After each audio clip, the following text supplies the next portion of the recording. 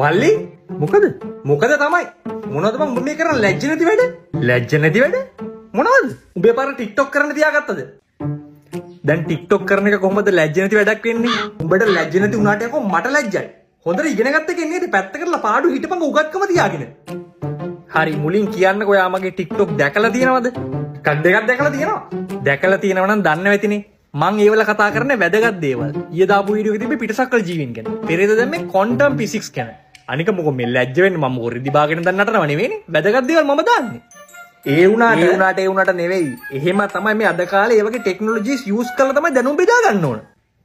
දැන් තාත්තා දන්නවද උඹ කරනවා කියලා? මම දන්නේ නැහැ. හිටපන්කො මං තාත්තගේ අහන්න. ඒතකොට තාත්තා උඹට කියලා දෙයි වැදගත්කම ගැන හොඳේ?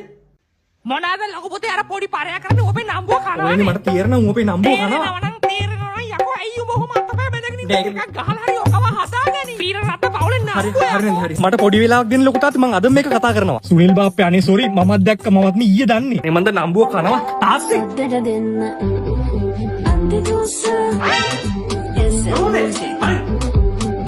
තාත්තේ.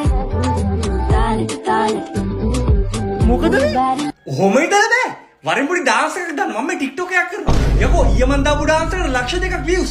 මම ෆලෝ කරලා තියෙන TikTok එකේ. මොකක්? අයියෝ TikTok එකේ සර්ච් කරපන් නෝටි පෙරේරා කියලා. මාව එන්නේ. කෙලින්ම ලයික් කරලා ෆලෝ කරලා හැම වීඩියෝ එකම රීපෝස්ට් කරන්න තෝරන. ඈ? Vagabundo.